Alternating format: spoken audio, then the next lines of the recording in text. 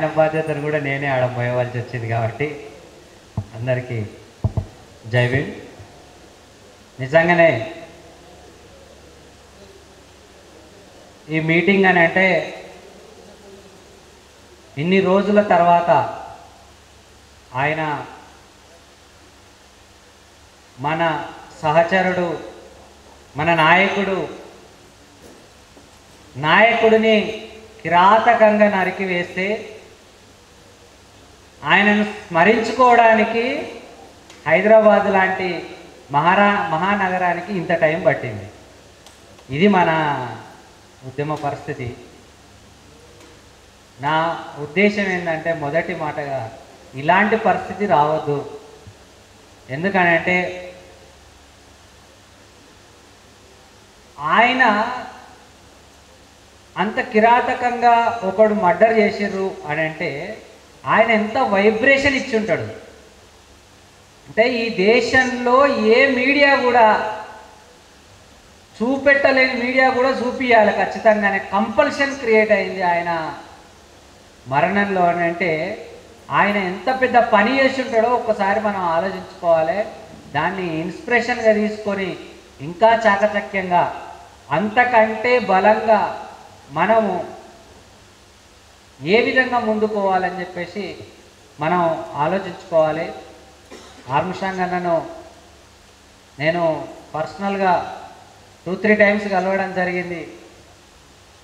నేను ఎప్పుడు మాట్లాడలే, ఉత్తగా చూసుకుంటుండేటోని, ఇద్దరు స్మైల్ ఇచ్చుకునేది అంతే. ఇంకా ఒక హలో ఇచ్చుకొని స్మైల్ ఇచ్చుకునేటోళ్ళు.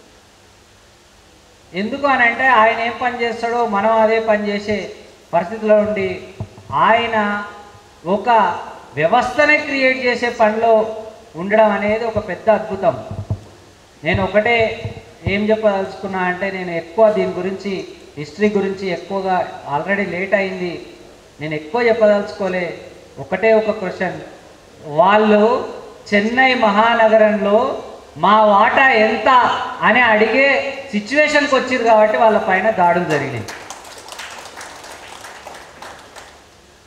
కానీ హైదరాబాద్ మహానగరంలో మన వాటా ఎంత అని అడిగే ఆలోచన మనకు వచ్చిందా ఒకసారి ఆలోచన చేసుకోవాలి. మనకు హైదరాబాద్ మహానగరంలో మన వాటా ఏంది? ఇక్కడ హైదరాబాద్ని చూసుకుంటే ఇట్లా ఉంటుంది.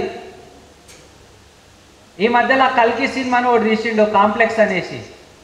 ఈ ఎల్బీ నగర్ కాంప్లెక్స్ కాదు, ఇదేమో అంటరాని వాడ.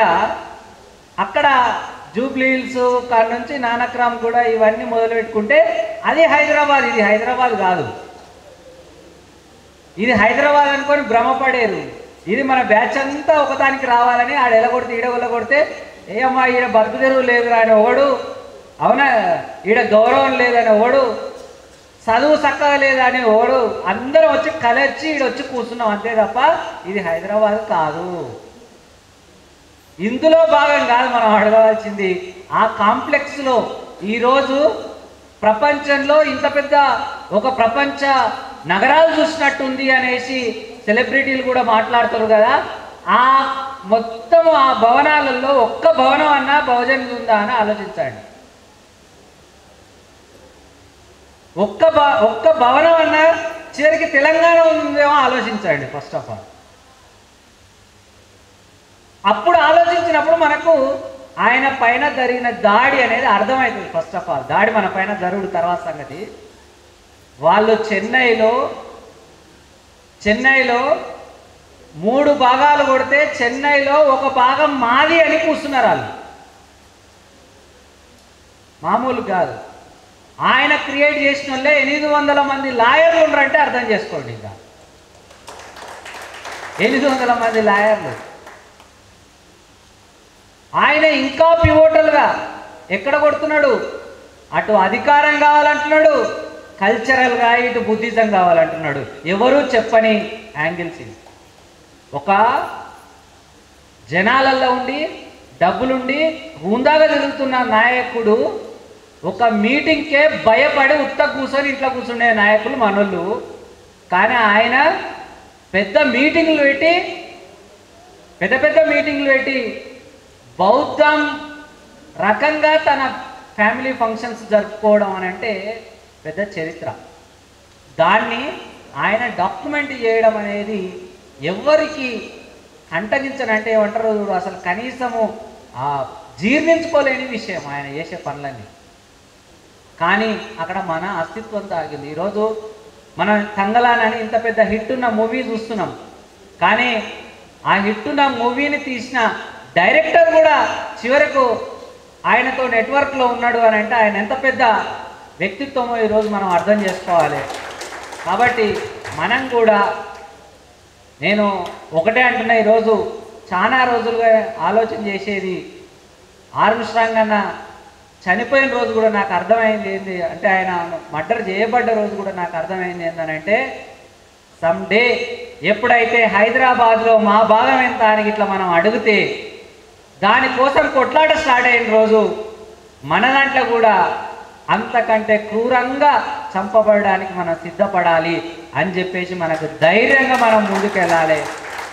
సావులు మాకు పెద్ద విషయం కాదు. చెన్నైలో చనిపోయింది, హైదరాబాద్లో స్టార్ట్ అవుతాం, హైదరాబాద్లో చనిపోతే బాంబేలో స్టార్ట్ అవుతాం. ఈ దేశం మాది, మాది ఎప్పటికీ మాదే ఉంటుందని చెప్పేసి మనం గట్టిగా ఈరోజు అన్న సంస్మరణ రోజు మనం గుర్తు చేసుకొని దానికోసం డెడికేటెడ్గా పనిచేయాలని చెప్పేసి మీ అందరికీ నేను విజ్ఞప్తి చేస్తూ ముగిస్తున్నా. జై భీమ్, జై భారత్.